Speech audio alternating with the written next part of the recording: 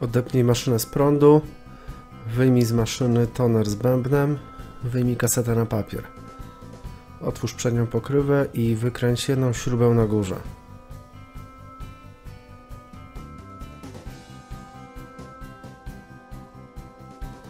Wykręć jedną śrubę ukrytą pod szarą obudową.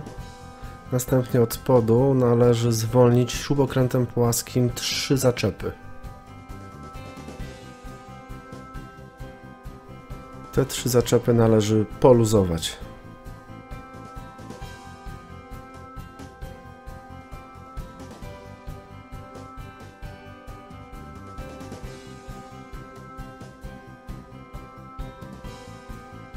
Teraz pod szarą obudową jest jeszcze jeden zaczep, który należy zwolnić.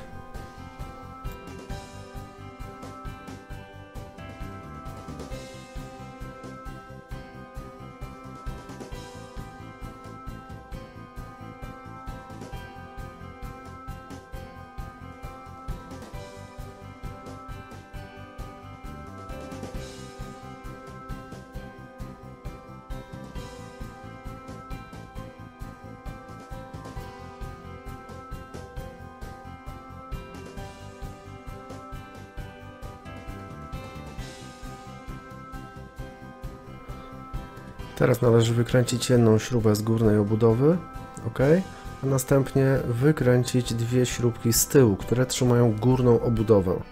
Obudowy nie trzeba będzie zdejmować, ale trzeba ją poluzować.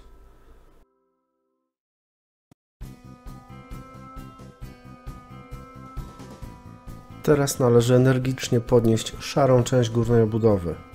Ta część trzyma się na zaczepach i na jednym przewodzie. Przewód idzie do kontrolera.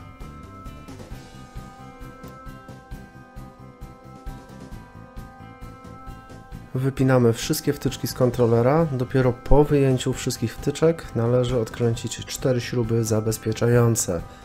Na samym końcu wyciągamy taśmę łączącą i wówczas dopiero wymieniamy kontroler.